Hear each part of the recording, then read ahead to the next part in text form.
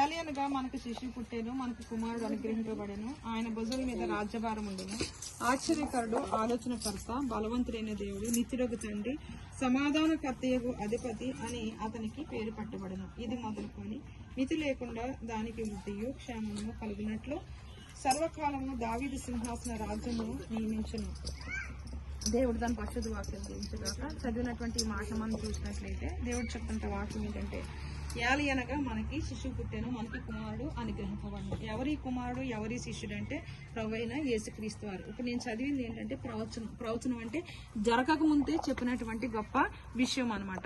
ఈయన ఎలాంటి వాడు అని అంటే, పుట్టబోయేటువంటి ఈ శిశువు ఎలాంటి వారు అని అంటే, ఆశ్చర్యకరుడు, ఆలోచనకర్త, బలవంతుడైన దేవుడు, నిత్యుడగు తండ్రి, సమాధానకర్తయగు అధిపతి అని ఆయనకి పేరు. ఆయన ఎవరో కాదు, ప్రభు అయినటువంటి యేసుక్రీస్తు వారు.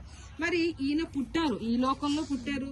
ఈ లోకంలో పుట్టి ఆయన దరిద్రులైన మన అందరికీ కూడా, పాపంలో మునిగిపోయిన అందరికీ కూడా మంచి జీవితాన్ని ఇవ్వడానికి, ఆస్వాదించడానికి, వృద్ధిపరచడానికి ఆయన ఏం చేశారంటే ఈ లోకంలో పుట్టారు. మరి మనము వృద్ధి పడాలి, మనం మంచి జీవితాన్ని జీవించాలి, మనకి శాంతి కావాలి, మనకి సమాధానం కావాలి అని అంటే ఏం కావాలి?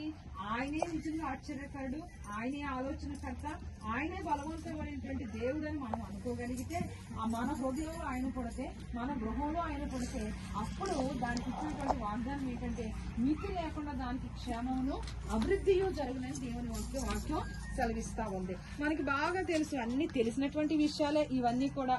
ఏంటా విషయాలు అని అంటే గనక, ఆయన ఈ లోకంలో పుట్టి ఎంతమంది మనం చూడండి, ఎన్నన్నా చూడండి, దుష్ట శక్తులు, దురాత్మ సమూహాలు ఎన్నో తిరుగుతూ ఉంటాయి. ఆ పూజ చేస్తే డబ్బులు వస్తాయి, ఈ పూజ చేస్తే ఇది వస్తుంది, అది చేస్తే ఇది వస్తుంది, అక్కడ తిరిగి ఇది వస్తుంది అని అనుకుంటాం. మరి నిజాలు ఎక్కడున్నాయి?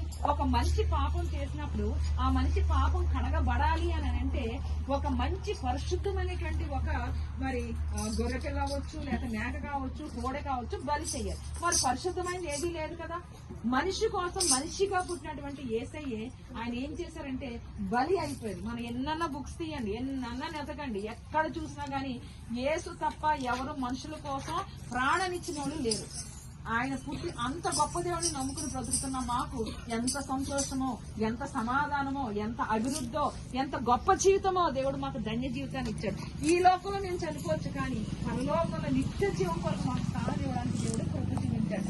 అలాంటి కృప మేము వెళ్ళే ప్రతి గృహానికి రావాలనే ఇదే అన్ని గృహాలు తిరగడానికి దేవుడు అవకాశాన్ని ఇచ్చారు. మనం ఆలోచించాలి, చదువుకున్న వాళ్ళు ఉన్నాం, మరి అన్ని విన్న వాళ్ళు ఉన్నాము. మరి దేవుడు వాక్యం కూడా చెప్తుంది, ఏమన్నా తెలుసా? ఆయన ఒకసారి ఎరిగి, ఆయన మాటలు విని, ఆయన దాంట్లో పాల్పొంపులు పొందుకొని వెనక్కి వెళ్ళిపోతే ఆ జీవితాలు ఎంతో భయంకరంగా ఉంటాయని దేవుడు చెప్తున్నాడు. ఈ లోకంలో అనుకోవచ్చు, ఈ లోకంలో కొన్ని రోజులు ఆనందం ఉండొచ్చు, ఈ లోకంలో కొన్ని డబ్బులు రావచ్చు, ఈ లోకంలో ఎగిరి గంతులు వేయొచ్చు, కానీ తర్వాత జీవితాలు ఎలాగుంటాయి మనకు తెలియదు. ఒక రోజు మనం చనిపోతాం, చనిపోయిన రోజు ఎక్కడికి వెళ్ళాలి? ఈ ఆత్మ ఎక్కడికి వెళ్తుంది? నరకంలోక, దేవుడికి దగ్గరికి వెళ్ళాలంటే ఆయన నిజమైన దేవుడని నమ్మిని ఆయన కొరకు జీవించినప్పుడు పరలోకి వెళ్తాం, అని నమ్మకపోతే నరకంలోకి వెళ్ళిపోతాం. కనుక ఇక్కడ ఉన్నవాళ్ళు కావచ్చు, మనందరం కావచ్చు, ఆయన కలిగి ఉన్నాం కనుక కలిగి ఉన్న దాన్నే పట్టుకొని మన జీవితాలు ముందు కొనసాగిస్తే ఆయన ఏం చేస్తారు తెలుసా?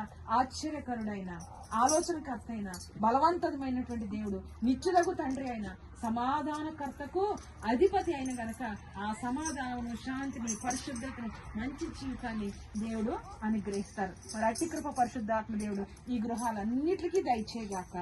ఆమేన్.